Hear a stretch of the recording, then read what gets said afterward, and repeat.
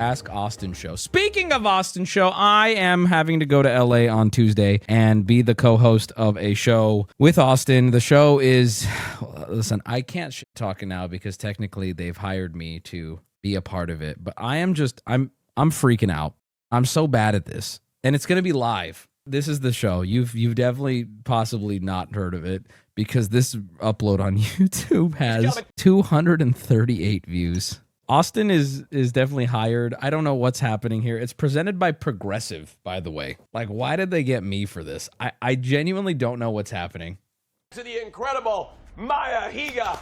So what Maya Higa's role in this episode is exactly what I'm going to be. Maya Higa is his co-host for this episode, and I'm going to be Raj's co-host on the episode I am on. Seth Drums is on this episode? No, the one I'm going to be on? No way. You tried so hard to be a brand risk to not deal with this shit. That's a strange framing of it, but I understand what you're saying. I didn't try. Hold on. Do you think I intentionally tried to be a brand risk to avoid hosting or doing things like this? You got it backwards. I was a brand risk because I found the things I said funny. And as a result, the effect of that was not getting onto these things. You get to wear a little dress. I was thinking about wearing my suit, like a nice suit. Wear my Grand Seiko, flex on Austin, and then turn to him. I kind of want to make him look poor in front of everyone. Like, how much is that suit? Really nice blazer. What is that, Macy's?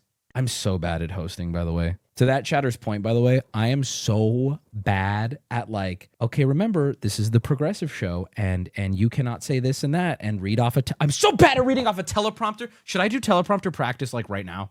I'm so bad at it. I'm good when I am in control of the production, as I'm when I'm the main host, I know what's coming next, I help design the show, and I can say whatever I want. I do pretty well at that. What I don't do good at is someone else's show, read off a teleprompter, try not to say retarded, never say fuck if you can avoid it. I'm so bad at it because then that's all I think about. The just chatting category, it's for us. It is for us. Can you please wear the same dress Maya wore? You guys are fucking ridiculous. You guys just, you know what you are? You're mean. You just want me to be your little fantasy doll that you can dress up and make fun of. Maya's good at this shit, dude. She's so unassuming, but she's so good at it. I'm so bad at this, bro. I feel like all these people, they see my name, whoever's running the show, and they're like, Wubby, I watched his stream. He's so charismatic. And then they get me in this position, and they're like, where's Wubby? Call in sick. I already tried. You want to read you some DMs? You're going to love these. These are so funny. I said, hey, do you guys have details on the event? He goes, not yet. We're going to get some details later today. I said, okay, cool. Let's cancel. Parentheses, I beg of you. My guy said, oh, okay, LOL. I didn't reply. He goes, hey, just checking back in. Are you 100% canceling? I need to make sure before we pull the trigger. This was 2 days ago. I went, oh, I'm not canceling. Unless you think there's a way to dip. He said, oh, okay, gotcha. And I said, yeah, if they don't give us details by the end of the day or they move the date, we'll just say we can't do it. He's like, okay, sounds good. And then the next day, so this is now yesterday, he goes, do you still want to do it, by the way? Moving out of it doesn't seem like an option. Plainly, I replied, I said, hey, I don't want to do it between us girls. But if they need me, I'm going to do it. Unless you think I can get out of it. Do you think I can cancel with no issue? And he goes, LOL, all right, that's good enough for me, thanks. He goes, yeah, no, there's no getting out of it. They need you. And I said, okay, I'm in.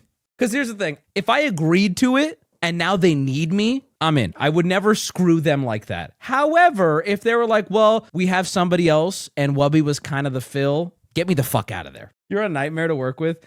Yes, you can assume my entire nightmare status from this story that I'm telling intentionally funny in order to make a better stream story.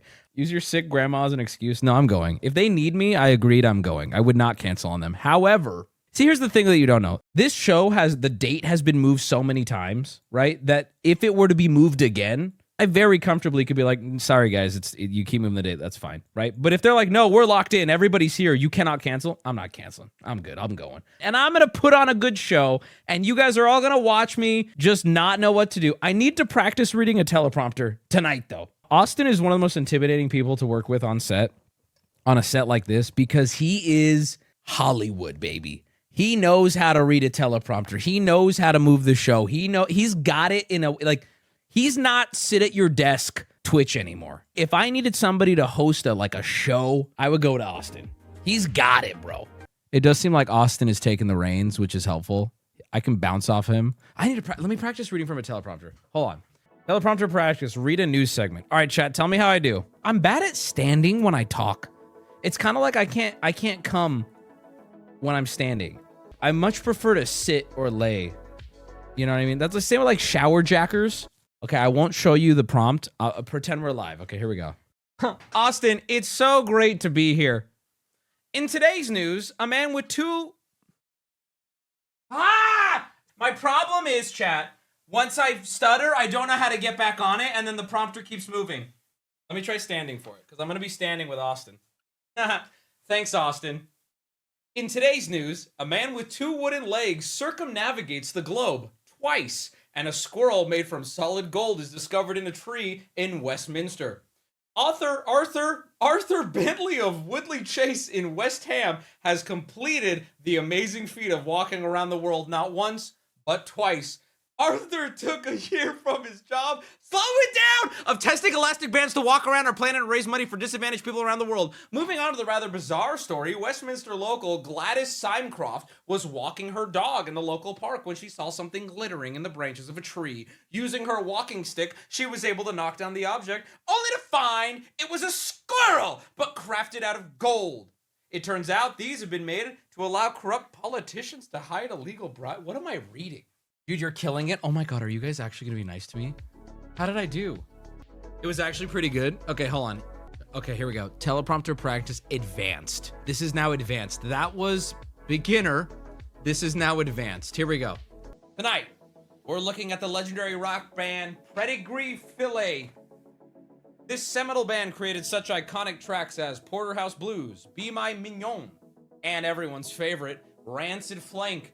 Lead singer Randy Tenderloin was synonymous with hotel room trashing.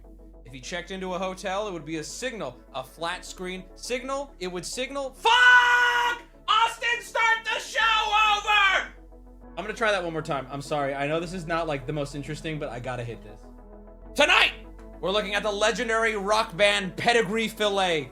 This seminal band created such iconic tracks as Porterhouse Blues, Be My Mignon, and everyone's favorite, Rancid Flank.